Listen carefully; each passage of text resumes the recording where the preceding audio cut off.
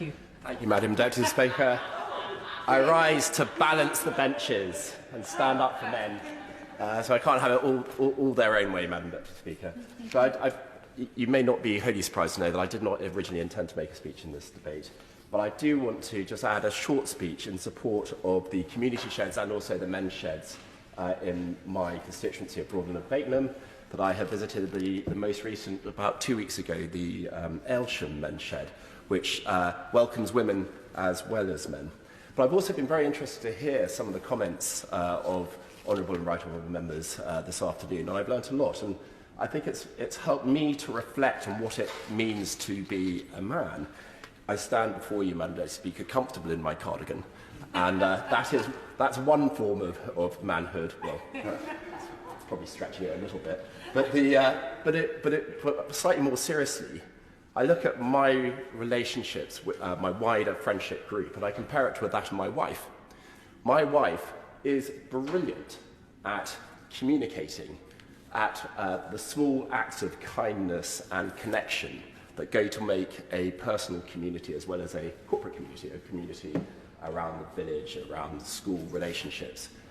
Compare me to her, and I'm found wholly wanting. I fit all the stereotypes where why use a sentence when a single word will do to communicate? Why pick up with old friends when you could ignore them for a few more years? You know, and that's fine when things are going well, but we too often as men are found bereft of support when things go badly. Heaven forbid if my wife was to fall under a bus, I would be, first of all, devastated, which is the best thing that has ever happened to me. But the community support that I take for granted because of her involvement in my life and in my family would be removed. And I think all too often men are left exposed because I don't quite know why it is, but we seem to be less good and less prepared to focus and invest time in the soft relationships which go to make community that cobweb, that network of community touchpoints which make us strong, make us here for each other.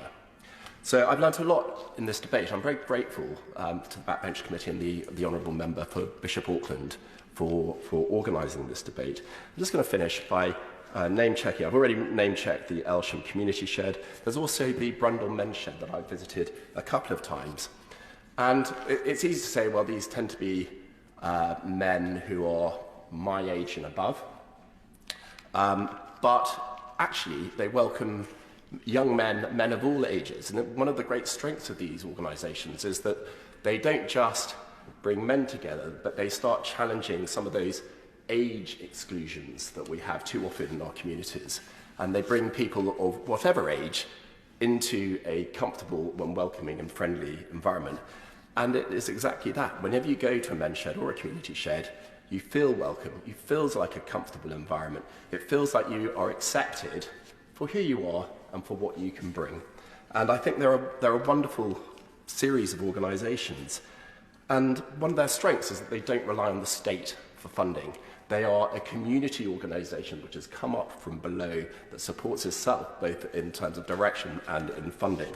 But there is one area where they really do rely on the community, and it's quite difficult in some circumstances, and that is in the provision of accommodation. Now, the Aylsham Community Shed is in a shared space in the high school there, which is great, but brings its challenges because you have to pack everything away at 3 o'clock because it's a shared workshop.